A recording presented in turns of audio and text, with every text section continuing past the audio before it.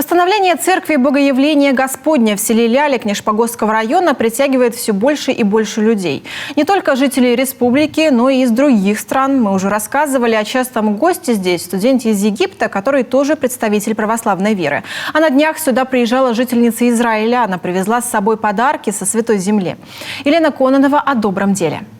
Это подарки с самой священной земли, Иерусалима. Все освящено над гробом Господним. Иконы Божьей Матери Вифлеемской и Иерусалимской. Свечи, освященные благодатным огнем. Дарина Юхтова, которая вот уже четверть века живет в Израиле, специально за ними ездила в Вифлеем.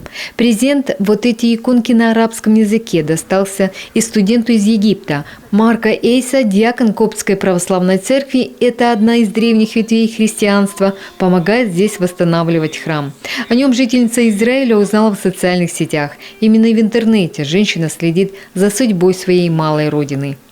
И когда я увидела в контактах, что начали восстанавливать церковь местную, в детстве-то мы там всегда были, как говорится, шкодничали там.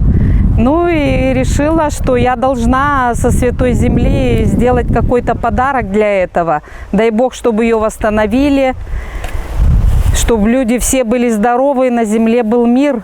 И хотя Дарина Юхтова уже давно живет в Израиле, время от времени все же приезжает в родную республику. Именно здесь, в Ляле, она жила и училась до 7 класса. И хотя после с родителями переехала в Книжпогост, до сих пор именно это место она вспоминает с особенной теплотой. Еще приезжайте, не забывайте, молитесь там на Святой Земле. У нас, да, чтобы все здесь устроилось, наш храм. Возрождение церкви Богоявления в селе Ляли началось несколько лет назад. И это стало местом притяжения всех, кто идет с верой по жизни. Кто-то приходит просто помолиться, а кто-то внести посильную помощь в восстановительные работы. Активистка Дарья Крепышева когда-то сюда просто завернула по дороге. С отцом Владимиром познакомились чисто случайно. Когда-то, возвращаясь обратно из Ухты в Сыктывкар, мы решили заехать к храму, который сейчас реставрируется. И напротив него мы увидели обелиск павшим воинам Великой Отечественной войны и Гражданской. И решили, почему бы его не обновить, тем более в преддверии 9 мая. Это было бы действительно хорошее дело. И хоть каким-то образом отдать честь памяти тем, кто погиб за нашу Родину, за нас. Отец Владимир считает маленьким чудом, когда в жизни церкви появляются все новые и новые люди. Верит, так храм в Лялях рано или поздно снова оживет. А сейчас думает всех собрать на новый субботник. Работы по уборке еще много.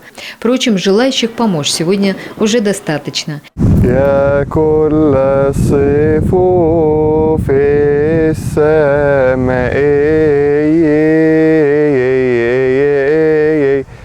Елена Кононова, Владимир Кривцон, телеканал Юрган.